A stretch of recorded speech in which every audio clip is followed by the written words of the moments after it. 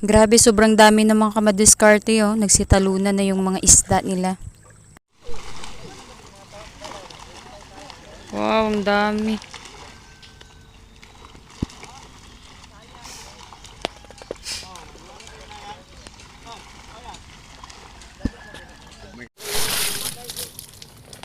Lain niya kung upat ka bukbor. Dagko lagi pa saya na tulay.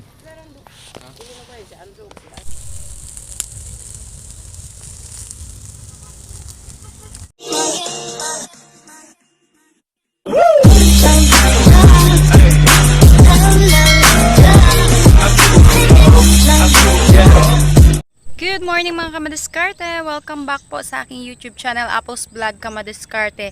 And pakihit na rin po ng notification bell button para po kayo ay laging updated sa aking mga video. Ayan.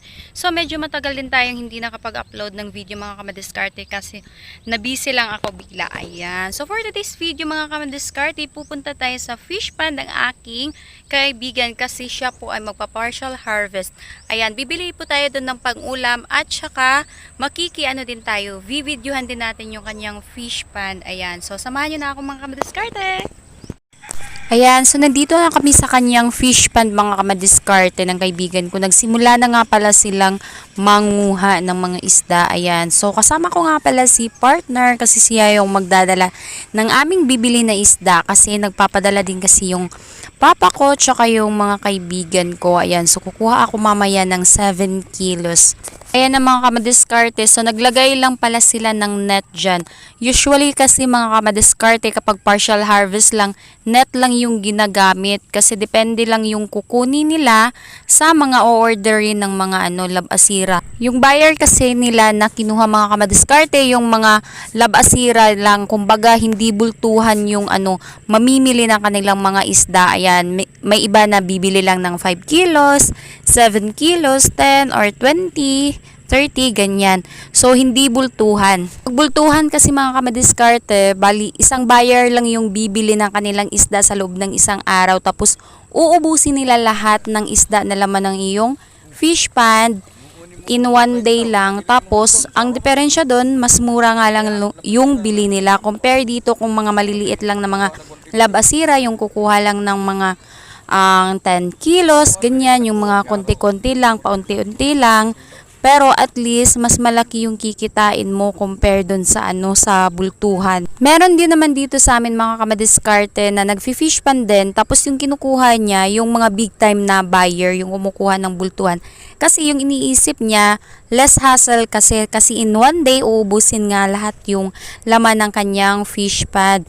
Unlike dito sa mga maliliit lang na mga buyer, na mga labasira na tatakbo pa hanggang 3, 4, 5 days, depende kung mauubos yung kung kailan mauubos yung isda, depende kasi sa kukunin ng mga labasira, kung ilang kilos lang in one day yung kukunin nila. Yan nga lang yung diferensya sa bultuhan. Less hassle pero mura. Tapos pag dito naman sa mga maliliit na buyer na mga labasira, hassle siya pero mas malaki yung kita. So depende naman kamadiskarte kung saan kayo dyan, kung kayo ay nagfi-fish pond. Ayan. So para din kasi sa akin pag ako, mas maigi na yung yung labasira yung kukunin ko kasi yung iniisip ko na malaki yung kikitain. Syempre para mabawi ko rin yung pinuhunan ko, yung feeds ko, ganyan. So, okay lang na hassle. Ayan. So, pero depende na din kasi. Meron din kasing iba na ayaw nila na na mas mapagod sila. Gusto nila mabilisan kung baga. Ayan. So, depende na sa kanila. Ayan. So, nagsimula na nga palang kilo yung yung may-ari. Ayan yung papa yan. Tapos yung naka-stripe na naka long sleeve, yan yung kaibigan ko. Siya yung nagre-rent dito mga kamadiskarte. Ayan, tapos papa niya yung nagkikilo dyan ng mga isda. Ayan, tapos yung iba dito, eto na yung sinasabi ko sa inyo ng mga labasira, mga buyer na mga paunti-unti lang. Tapos bukas babalik na naman yan sila. Bali Yung iba kukuha lang ngayon ng 10 kilos, depende lang, ini-estimate lang kasi nila yung mauubos nila or kaya nilang i-dispose in one day. Tapos bukas, babalik ulit sila dito para kukuha na naman ng isda. So pila-pila na kami dito mga kamadiskarte kasi kung sino yung unang dumating dito, siya yung unang mabibigyan ng isda. Yung maganda nga pala dito mga kamadiskarte kasi yung friend ko, pumapayag siya na utangin muna nung mga labasira yung kanyang isda. Pero yung bayad pagkahapon or after may dispose yung kanilang isda na kinuha. Pero meron din namang ibang mga kamadiskarte na bumibili dito on the spot nagbabayad. Ayan. Pero eto yung dito, ang maganda dito kasi pumapayag nga siya na utangin muna tapos mamayang hapon na or after na may dispose yung kanilang isda na kinuha ay yung bayad. Pero sa mga suki lang yung mga mga kapitbahay niya lang dito.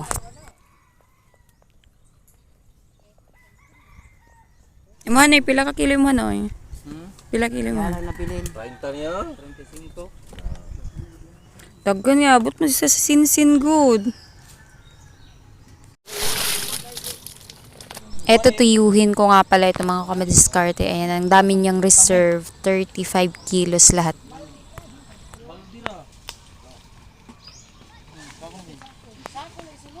Nakakilihan dito na Nay, ana, dito na to balay. Hindi sako lang.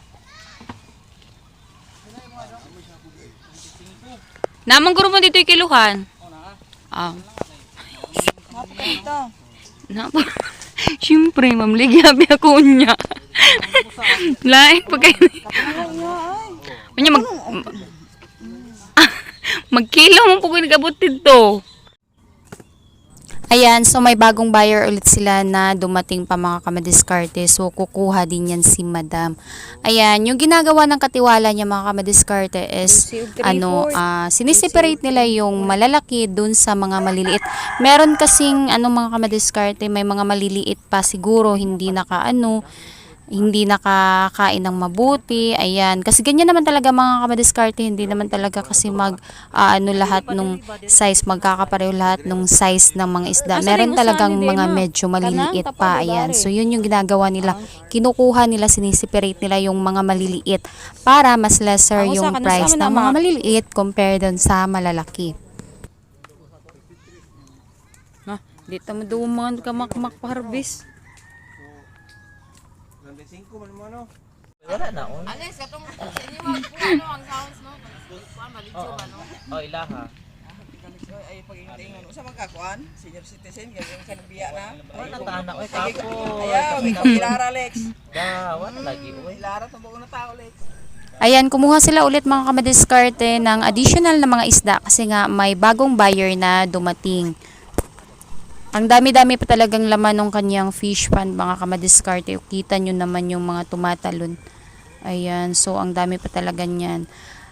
Malamang tatakbo pa to ng 4 to 5 days at depende sa mga labasira na kukuha kung ilang kilos yung makukuha nila araw-araw hanggang sa maubos na. Wow, ang dami.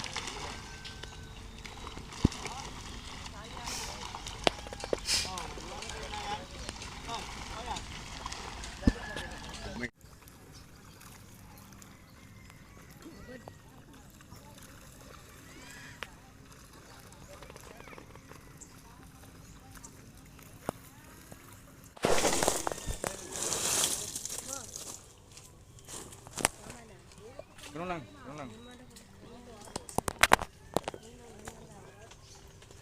At ayan mga kamadiskarte, bali patapos na yung pagpa-partial harvest ng kaibigan ko. At nakuha ko na rin yung aking 7 kilos na reserve na isda at saka yung tiyuhin ko. Tapos na din, nakuha na din nila yung 35 kilos nila na isda. Ang ganda nung sa kanila ng tiyuhin ko mga kamadiskarte kasi may yan lahat, may nagmamayari lahat ng isda na kinuha nila na 35 kilos. Bali reserve lahat yan. Ayan, so I hope mga kamadiskarte nag-enjoy kayo sa inyong panonood sa aking mga videos and maraming salamat talaga sa inyong patuloy na pagsuporta sa aking YouTube channel. Ayan, so I hope na patuloy nyo akong suportahan. Hanggang dito na lang po. Paalam!